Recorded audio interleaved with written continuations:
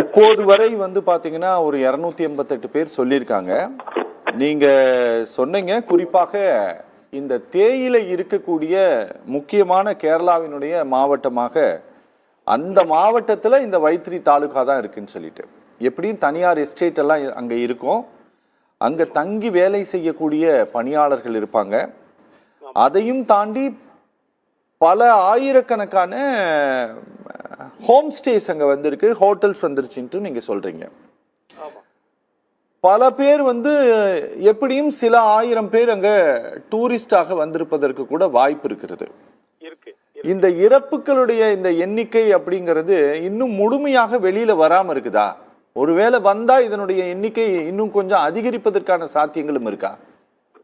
கண்டிப்பா சார். எப்படின்னா 2019 தேவிகுளம் தாலுகால பெட்டிமுடியில ஏற்பட்ட விபத்துல 77 பேர் இறந்தாங்கன்னு சொல்லி அரசாங்கம் அறுதியிட்டு சொல்லிச்சு, கேரளா அரசாங்கம்.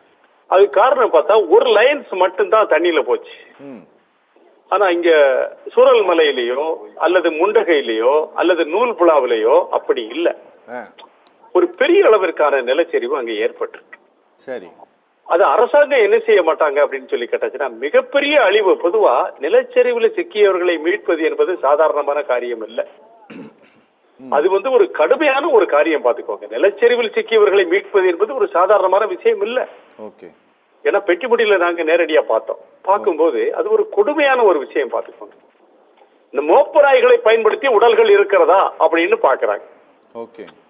இது ஒரு பெரிய வகையில உள்ள ஒரு பாதிப்பு தான், அது நமக்கு மாற்று கருத்து இல்ல. இறப்பு எண்ணிக்கை என்னுடைய ஒரு அறிவு கட்டிய வரையில அந்த பகுதியை உணர்ந்தவன், நேரடியாக பார்த்தவன் என்கிற அடிப்படையில குறைந்தபட்சம் ஒரு 500 பேர் பலியாயிருக்கலாமோ அப்படிங்கிற ஒரு அச்சம் எனக்கு இருக்கு. அது ரொம்ப வேதனையான விஷயம் தான். காரணம் என்னவென்று கேட்டால், அந்த வயநாடு ஒரு அழகான பகுதி சார். பக்கத்துல தமிழ்நாடு சொல்லக்கூடிய வைத்திரி தாலுகா தமிழகத்தோடும் எல்லையை பகிர்ந்து கொள்கிறது, கர்நாடகத்தோடும் எல்லையை பகிர்ந்து கொள்ளக்கூடிய ஒரு தாலுகா. அந்த வயநாடு மாவட்டத்தில் இருக்கக்கூடிய சுல்தான் பத்தேரி நம்முடைய நீலகிரி மாவட்டத்தினுடைய கூடலூரோடு எல்லையை பகிர்ந்து கொள்ளக்கூடிய தாலுகா. நாங்க என்ன கேட்கிறோம், இந்த தேயிலை தோட்டம் இருக்கக்கூடிய பகுதிகளை நீங்கள் என்ன செய்ய வேண்டும், கவனமாக கண்காணிக்க வேண்டும் என்று நாங்கள் சொல்கிறோம். ஏனென்று கேட்டால், அந்த தேயிலை தோட்ட பகுதி கம்பெனியினுடைய கட்டுப்பாட்டில் இருப்பதால் அரசாங்கத்தினுடைய எந்த உதவியும் அந்த பகுதிக்கு போய் சேராது. அது ஒரு பெரிய மைனஸ். அரசாங்கத்தினுடைய ரோடு கூட போட முடியாது சார், கம்பெனிக்கார விட மாட்டான். இப்ப இடுக்கி மாவட்டத்தை எடுத்துக்கிட்டீங்கன்னா கம்பெனிக்கார ரோடு கூட போட விட மாட்டான் எஸ்டேட் பகுதிகள். அந்த மாதிரி ஒரு நெருக்கடி இருக்கு. அப்ப நாம என்ன சொல்றோம், வைத்திரி தாலுகாவுல மட்டும்தான் தேயிலை பாத்துக்கோங்க. அந்த வயநாடு மாவட்டத்தில் இருக்கக்கூடிய இன்னும் 2 தாலுகாக்களான சுல்தான் பத்தேர்ல தேயிலை கிடையாது, மானந்தவாடியில தேயிலை கிடையாது. அப்ப இதுல மட்டும்தான் தேயிலை இருக்கு. ஆக அதை மையப்படுத்தி இந்த ஜிப்லைன்கள் தான் பிரச்சனை. அவன் என்ன செய்யறான், ஒரு மலையில 60 அடி 70 அடிக்கு டெட்டனேட்டர் வச்சு குழி தோன்றான். அது போல அடுத்த மலையில தோண்டி 2ஐயும் என்ன செய்யறான், கம்பியால் இணைத்து இந்த சுற்றுலாவாசிகள் என்ன செய்யறான், கம்பியில இந்த மலையிலிருந்து அந்த மலைக்கு தொங்கிட்டு போறதா இந்த ஜிப்லைன். அது வயநாட்டுல நீங்க தடிக்கு விழுந்த ஒரு ஜிப்லைன் மேல விழக்கூடிய அளவிற்கு அதிகமான ஜிப்லைன்கள் இந்த கடந்த 5 ஆண்டுகள்ல மிகப்பெரிய அளவுல அங்க வந்தாச்சு. அந்த ஜிப்லைனை நோக்கி என்ன செய்து மக்கள் கூட்டம் படையெடுக்கு. கேரளாவில் இடுக்கி மாவட்டத்திலோட ஜிப்லைன் இன்னும் வரல. ஆனால் வயநாட்டிலே அடித்து விழுந்தால் ஒரு ஜிப்லைன்ல விழக்கூடிய அளவிற்கு அந்த ஜிப்லைன் சுற்றுலா கொடிகட்டி பறக்கிறது. இயல்பாகவே அந்த பூமி சார் ஒரு ஆதிவாசிகளுடைய பூமி. பாத்துக்கோங்க, 2003 வரைக்கும் அது ஆதிவாசிகளுடைய பூமி தான், பெரிய குடியேற்றங்கள் கிடையாது. நீங்க இடுக்கி மாவட்டத்தை பார்த்தாலும் தமிழர்களுடைய பூமி, அங்கேயே 2000 வரைக்கும் குடியேற்றங்கள் கிடையாது. இந்த 2000ற்கு பிறகு ஏற்பட்ட மிகப்பெரிய குடியேற்றம், குறிப்பாக அரபு நாடுகளிலே மலையாள மக்கள் கோலோச்ச தொடங்கியதும் அதிகாரங்களை பகிர்ந்து கொள்ள ஆரம்பித்த நிலையிலே அங்கிருந்து வரக்கூடிய பணங்கள் எல்லாம் என்ன செய்யப்பட்டது, இடுக்கியிலும் வயநாட்டிலும் முதலீடு செய்யப்பட்டது. இன்னும் சொல்ல போனால் நம்முடைய நீலகிரி மாவட்டம் ஊட்டியில, கூடலூர்ல, கொடைக்கானல்ல கூட அந்த மலையாள மக்களுடைய பணம் என்ன செய்யப்பட்டுக் கொண்டிருக்கிறது, முதலீடு செய்யப்பட்டுக் கொண்டிருக்கிறது கருப்பு பணங்களாக. அரசாங்கம் என்ன செய்ய வேண்டும், இந்த கருப்பு பண முதலைகளை, கருப்பு பண சுற்றுலா மாவியாக்களை முதலில் கண்காணிக்க வேண்டும் என்பதுதான் என்னை போன்றவர்களுடைய ஆதங்கம். ஆதிவாசிகள் பூமியில இன்னும் சொல்ல போனா கேரளாவில் வயநாடு மாவட்டத்தில் மட்டும்தான் 62 விழுக்காடு ஆதிவாசிகள். எப்போ, 2003ல. ஆனால் இன்றைக்கு அவங்க என்ன பண்ணிட்டாங்க, மானந்தவாடி தாலுகாவில இருந்து அந்த கடைசியில கர்நாடக எல்லையில் இருக்கக்கூடிய காட்டி குளத்துக்கு போய் சேர்ந்துட்டான். எங்களை ஆள விடுங்கடா சாமின்னு சொல்லிட்டு. தெரியுதா? அப்போ இந்த ஆதிவாசி மக்கள் அந்த பூமியினுடைய மண்ணின் மைந்தர்களாக இருக்கும் வரை இந்த நிலச்சரிவு இல்லை. என்றைக்கு இந்த பார்த்தீனிய விசைச்செடியான தேயிலை வந்ததோ அன்றைக்கே இந்த நிலச்சரிவு ஆரம்பித்து விட்டது. நாங்கள் கேட்பதெல்லாம் ஒன்றே ஒன்றுதான். கேரளாவிலே திருவனந்தபுரம் மாவட்டம் பொன்முடியில் இருக்கக்கூடிய தேயிலை தோட்டத்தில் இருக்கக்கூடிய அவர்களுடைய பணியாளர்களுடைய வீடுகளை கண்காணிக்க வேண்டும். ஒன்று. இரண்டாவதாக இடுக்கி மாவட்டம் தேவிகுளம் பீர்மேடு உடுமஞ்சோலை தாலுகாவில் இருக்கக்கூடிய தேயிலை தோட்ட பணியாளர்கள் பணி செய்யக்கூடிய அந்த குடியிருப்புகள் 100 வருடம் கடந்து அங்க இருக்கு சார். 100 வருஷம் ஆகி போய் சார் அந்த வீட்டை கட்டி. கம்பெனிக்காரன் என்ன டாடா பெருமுதலாளி என்ன செய்யறாரு, அந்த வீட்டு பக்கம் திரும்பி பார்க்கறதுல ரோடு கிடையாது, ஒண்ணும் கிடையாது. இதுதான் வயநாடு மாவட்டத்தில் உள்ள வைத்திரி தாலுகாவிலும் குடியிருப்புகளை ரொம்ப கேவலமா இருக்கு சார்.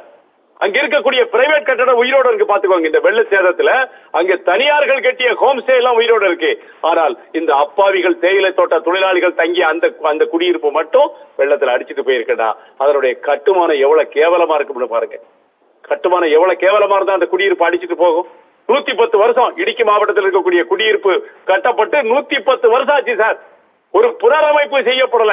அதனாலதான் பெட்டிமுடியில 2019 எங்க சொந்தக்காரன் 77 பேரை நாங்க இழந்தோம். அதுபோல இன்றைக்கு அந்த வயநாடு மாவட்டத்திலும் தெரிஞ்சுக்கோங்க, தமிழர்கள் 16 விழுக்காடு வயநாடு மாவட்டத்திலே குறிப்பாக தேயிலை தோட்ட தொழிலாளர்கள் கம்பெனி பார்த்தா இந்த தமிழ் பயிர்களை வேலைக்கு வச்சா இவன் சரியா வரமாட்டான்னு சொல்லிட்டு இன்றைக்கு இறந்ததிலே பெரும்பான்மையானவர்கள் ஒரிய மாநிலத்தை சேர்ந்தவர்கள், ஒடிசா மாநிலத்தை சேர்ந்தவர்கள்.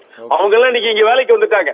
தமிழர் இருந்தா கம்பெனி வைக்க இது சட்டம் போடுறான், தமிழர் இருந்தா வேலை செய்ய மாட்டேங்கிறான் அப்படின்னு சொல்லிட்டு ஒரியாவில் இருந்து தொழிலாளர்களை கொண்டு வந்து என்ன செய்யறாங்க, 5க்கும் 10க்கும் வேலை வாங்கக்கூடிய இந்த கம்பெனி என்ன செய்து இன்றைக்கு மிகப்பெரிய ஒரு மனித பேரழிவுக்கு காரணமாக இருந்திருக்கிறது.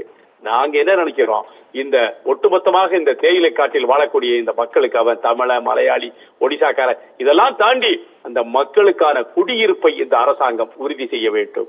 கூடுதலாக வயநாடு மாவட்டத்திலே ஜிப்லைன்களை என்ன செய்யணும், முதல்ல ஒழிச்சு கட்டணும். இந்த ஜிப்லைன் தான் இதுக்கு மூல காரணம்.